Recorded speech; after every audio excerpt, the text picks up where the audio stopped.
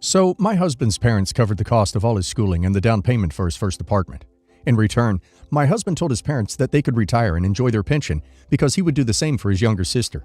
Otherwise, his parents would have continued to work until she was done with school, and they had her set up. They're immigrants, so this is very important to them. My husband makes in the high six figures, and I'm a stay-at-home wife.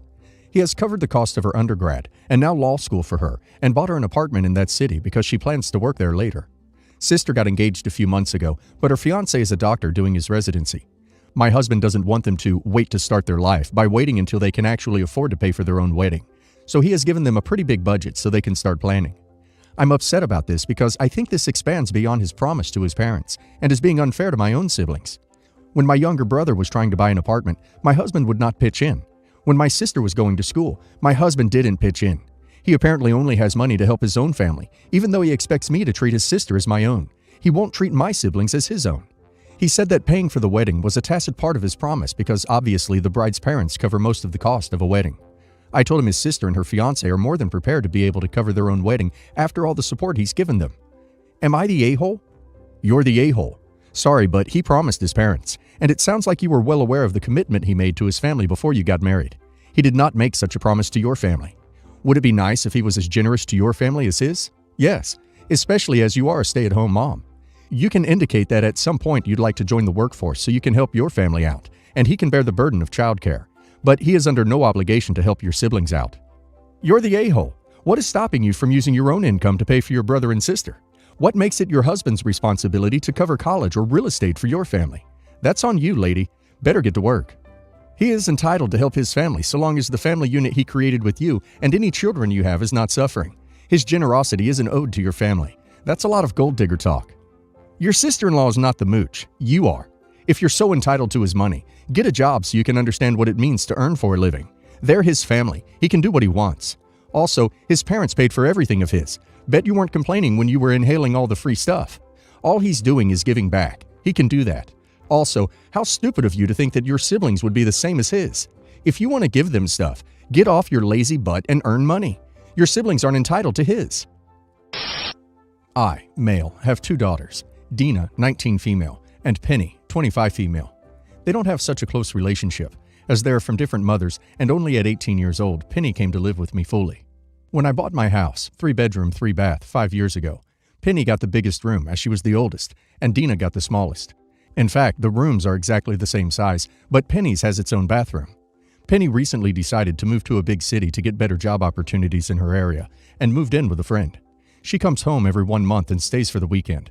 She is still not in a good position at the company, and I send her a monthly allowance that covers her share of the rent and bills. She's been away from home for 2 months, and I noticed that Dina didn't move into Penny's room, even though it was empty. I thought she didn't want to, and I didn't ask about it. But last week, while we were cleaning Penny's old room, some of my friends were going to visit, and I ended up asking why she didn't move into the empty room and make this simpler one for a visit. She said something like, "Oh, I'll get it next week. I paid for everything already." I was surprised and asked what she was talking about. She told me that Penny offered her room for fictitious value, $2,000, 3.5 times the amount I help her with financially. And Dina got all that amount this week, paid her. She was just waiting for my friends to visit to move in. This made me angry because it's my house and she was selling a room she didn't live in anymore, and Dina had spent all her savings on her part-time jobs. I called Penny, trying to stay on the line, but I lost my mind. Maybe when she said it would affect her as she would be missing out on a good room when visiting, or if she possibly moves back home. When I demanded that she return all the money, she said that she had already spent it on something else. I was disappointed.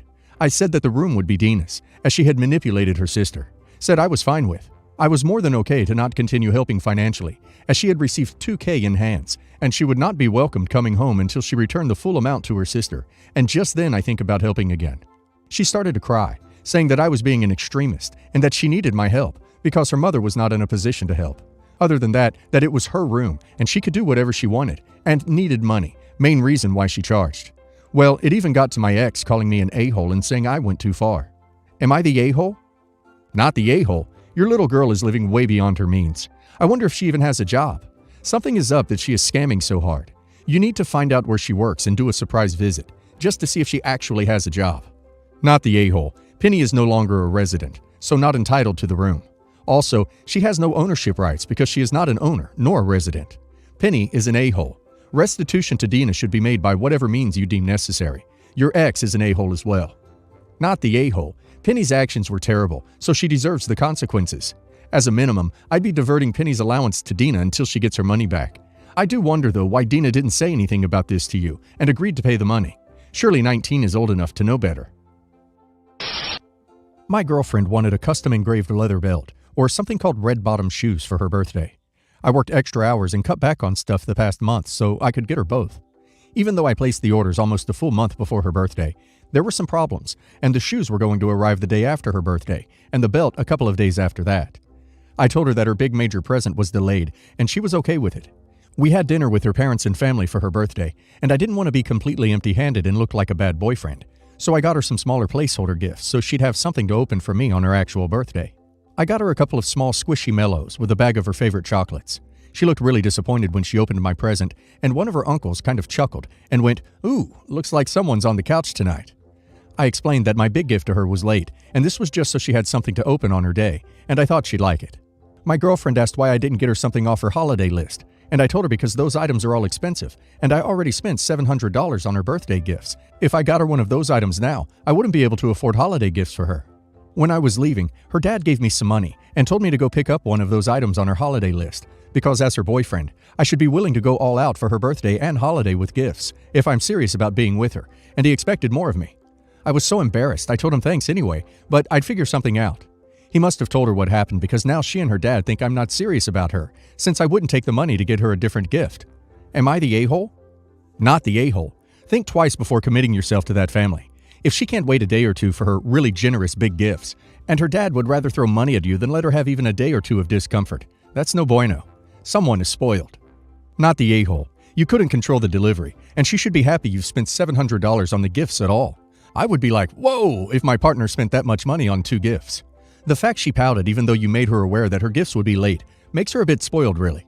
And the fact that she expected another expensive gift in place until her other presents got there is unreasonable as well. I'd love Squishmallows. I want the pigeon or duck with the Santa that I saw the other day. OP, you've really done a lot for your girlfriend. Working extra hours, cutting back on your own personal spending, ordering the gifts earlier in hopes that they would arrive on time.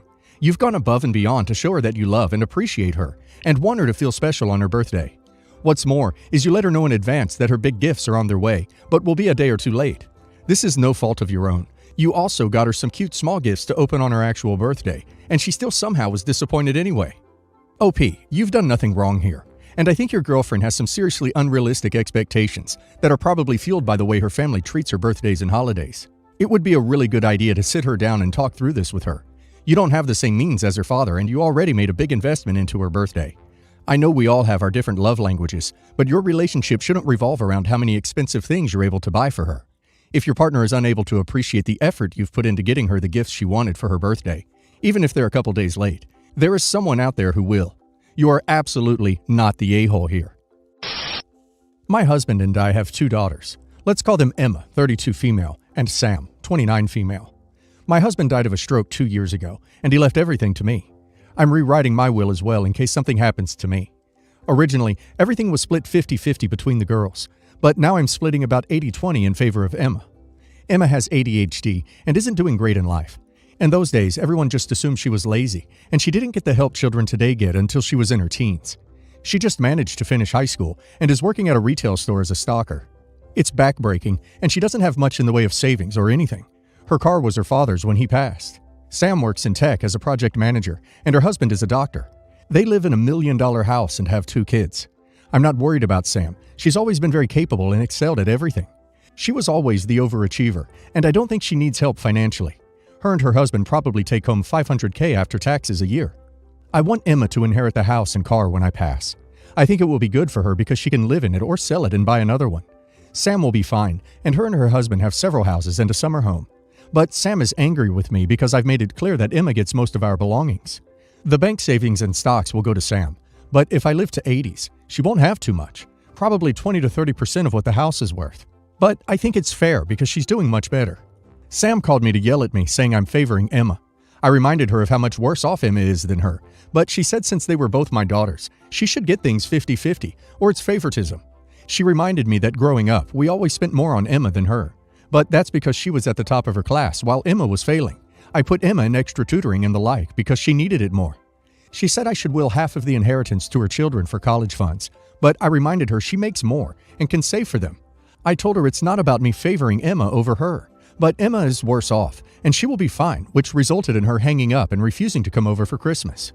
I always think these are the kind of decisions that tear families apart. It often translates as favoritism, no matter your rationale or intentions. Also, no one can predict the future. Emma could win lotto tomorrow, and equally, Sam could have a life mishap that results in financial distress. So don't base it on current situations. Base it on they are both your daughters, loved equally, and should share the inheritance. Split it 50-50. Otherwise, you're the a-hole. It's your estate to do with what you want. But don't assume that just because two daughters are at one place in life now, they won't be in a different position later. Also, will one daughter be an executor, have power of attorney, be involved in future elder care? If so, does your split of assets align with which daughter you'd want in those roles? Slight you're the a-hole. I'm on the side that it should be fair regardless their personal achievements. Both can inherit the house with the stipulation that Emma be allowed to continue to live there. But if the house is sold, it is split between the two. In our situation, the attorney drew up a continency agreement. You should check into it. So I, 29, gave birth to my very first baby in April of last year. I was told several years ago by my doctor that I would be unable to get pregnant at all. So this was basically a miracle for me and my fiancé. Well, my little sister, 27, felt very left out during my entire pregnancy because I got so much attention and she didn't get any. She's the baby of the family, so she's used to always having attention, I guess. A few months ago, she announced that her and her fiancé were going to start trying to get pregnant. And she told me and our other sister that we are not allowed to get pregnant, married, or have any major life events until she has her baby, because she wants all of the attention. If we would have a major life event, it would take the spotlight from her. Well, a few weeks ago, she got a positive pregnancy test, which is truly very exciting. I'm so happy for her. But then a few days later, I also got a positive pregnancy test. I couldn't even be excited about it because I was so worried about my sister being mad at me. I finally told her about it, and she's very upset, as expected. We also didn't plan to get pregnant, so it's not like I did it to be an a-hole and steal her spotlight. Accidents happen. But she thinks that we should have taken extra precautions so that we could obey her wishes. Am I the a-hole? Edit. I want to make it clear that I never told her, okay, we won't have another baby or major life event until you have a baby. In no way do I enable her or cater to her every wish. Not the a-hole. I just checked. The earth does not revolve around your sister. Her request that you not get pregnant at the same time as her is ridiculous. I missed the part where someone, anyone, telling you when or when not to get pregnant is okay. I also missed the part where getting pregnant could be viewed as a means to get attention. I also missed the part where there isn't enough love and celebration to go around when there are two women in the same extended family who are pregnant. You were never the a-hole. Not the a-hole. She needs to grow up. She's so worried about attention and thinks she's ready to have a child. Your body, your choice. She can get over it, and she's about to have bigger problems to deal with.